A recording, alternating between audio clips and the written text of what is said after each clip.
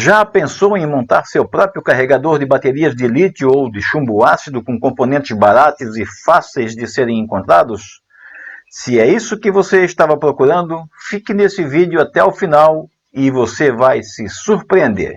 Olá pessoal, mais uma publicação de um esquema aqui no canal eByte Brasil, e dessa vez com o esquema de um carregador de baterias que pode ser baterias de um banco de baterias de lítio ou uma bateria de chumbo ácido.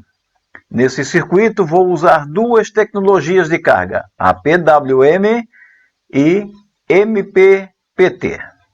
Se você está chegando ao canal pela primeira vez e gosta de assuntos relacionados à eletrônica, recomendo que faça sua inscrição no canal e ative o sininho para receber todas as notificações. E no final do vídeo, mesmo que não tenha gostado muito, deixe seu like para recompensar o esforço e o tempo que a gente levou para produzir esse vídeo.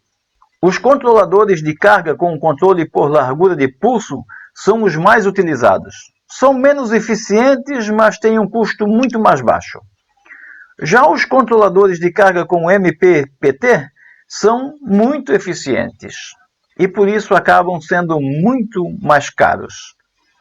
Nesse circuito simples que eu apresento, vou mesclar as duas tecnologias. Assim, teremos um circuito de controle de carga com tecnologia mista. Como sabemos, todo circuito eletrônico precisa de energia para funcionar. E embora eu tenha usado no teste aí um banco de baterias com 3.7 volts, o conjunto descarregado tinha cerca de 5 volts, mas o suficiente para fazer o circuito integrado 555 funcionar. O esquema que apresento tem um circuito integrado como componente ativo. Ele funciona como controlador PWM e o controle é feito através de picos positivos. O capacitor de 100 nanofarad ligado do negativo ao pino 2 determina a frequência. No caso aqui, com a bateria totalmente carregada, fica em torno dos 250 Hz. No trimpot de 50K é feito o ajuste do controle de carga, ou seja, a largura dos pulsos que polarizam a base de um transistor do tipo NPN, que no caso é um BC548. No circuito de controle também são usados dois diodos, um N4148 e um resistor de 1K, que é ligado do pino 7 ao pino 8 do circuito integrado 555. No circuito integrado 555, o pino 1 é o negativo da alimentação. O pino 8 e o pino 4 são ligados direto ao positivo da alimentação. E o pino 2 é ligado ao pino 6. O pulo do gato do PWM no circuito integrado 555 é a ligação entre o pino 6 e o pino 7. São apenas dois diodos e um trimpot para ter o controle da largura dos pulsos. O pino 5 não é usado nesse circuito. Para quem está acostumado, já percebeu que é a configuração básica do circuito integrado. No pino 3 do circuito integrado 555 é por onde saem os pulsos modulados que são aplicados na base de um transistor BC548, que junto com um transistor BD139 formam uma configuração Darlington. O BD139 é um transistor de média potência. E para quem vai usar uma célula solar como fonte de carga de bateria, um pequeno radiador de calor já é o suficiente. Mas se a fonte de carga for uma fonte robusta, é recomendável trocar o BD139 por um tipo 41 ou até mesmo por um 2N3055. Lembrando que sempre utilizando dissipadores de calor. Nesse esquema, o diodo D3 é opcional. A retirada desse diodo aumenta a tensão de carga em 0,6 volts. Parece pouco, mas se tratando de célula solar deve ser considerado praticamente meio volt de diferença.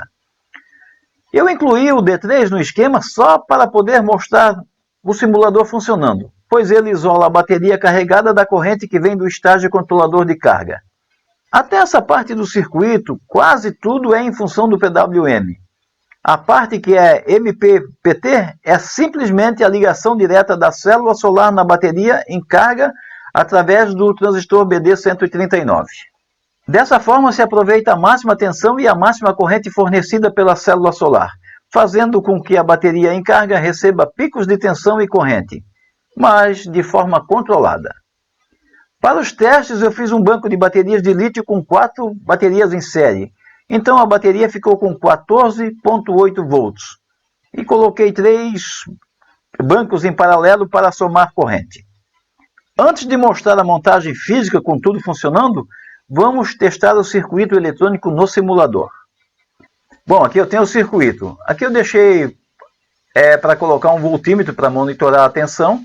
Esse diodo aqui, como eu falei, ele pode ser removido do circuito depois. E aqui a célula solar. O circuito integrado 555 e o controle da largura de pulso. Vamos simular para ver o que acontece com relação a isso.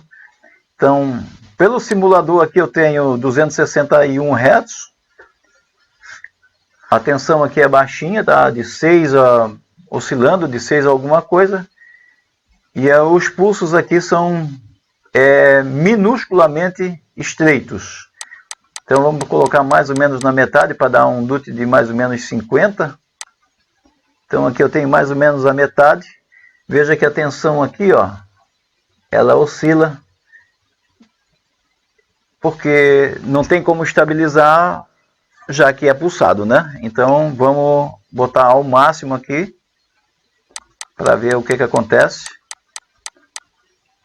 A tensão de carga aqui passou para 15,1 volts. Eu tenho o meu conjunto de baterias é 14,8, então vai carregar tranquilamente. Ela não vai passar dessa tensão aqui. Mesmo que a célula solar forneça 30 volts, ela não vai passar de 15 volts. Essa é a ideia. E também é modulado pela largura dos pulsos, né? O que vai proteger tanto a célula solar quanto a minha bateria. Então é isso. Agora vamos ver o circuito na prática. Bom, é só para mostrar aqui como é que ficou a montagem.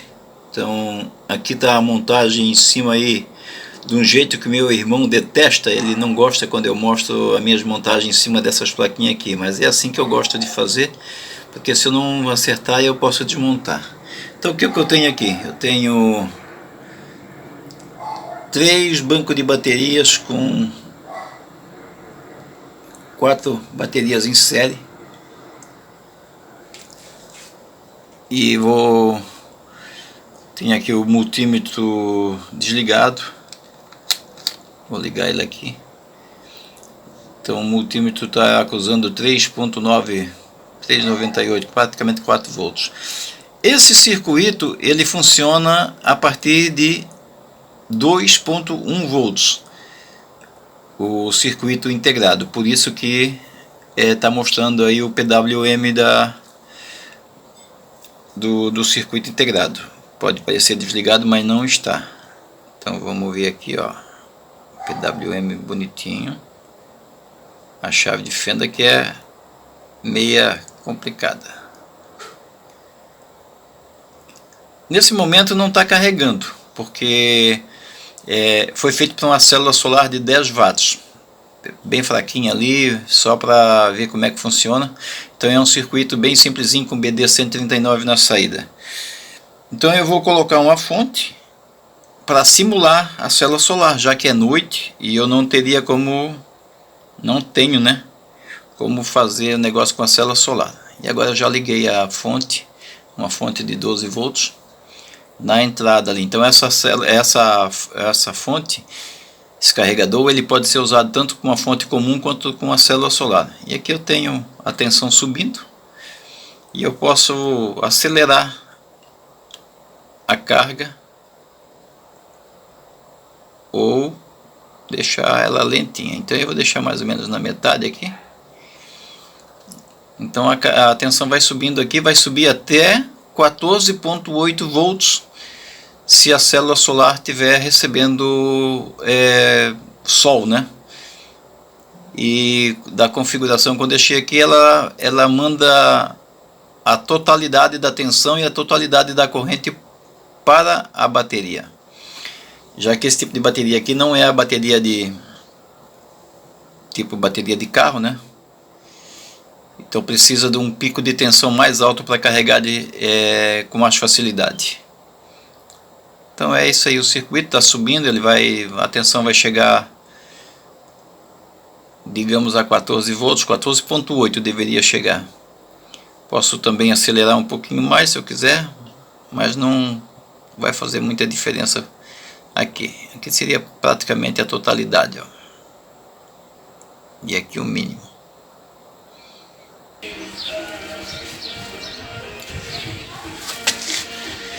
Bom, aqui eu tenho uma célula solar. Vou até mostrar as características. Está desligado aqui, ó. Vou botar para dar a partida aqui, porque está sem carga nenhuma. Daqui a pouquinho vai acender aqui.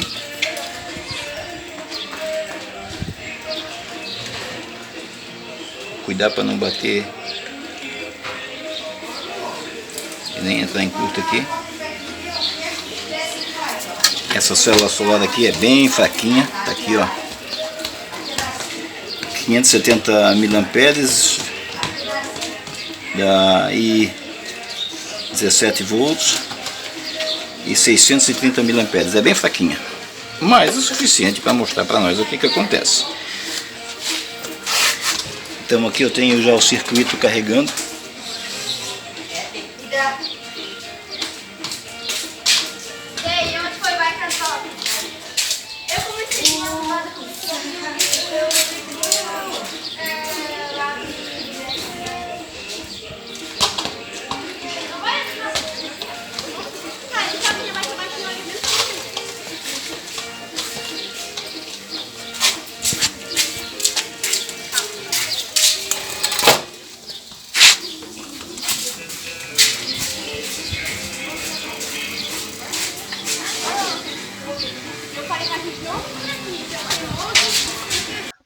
Para usar esse circuito com bateria de chumbo ácido, basta ajustar RV1 para a saída de 14 volts.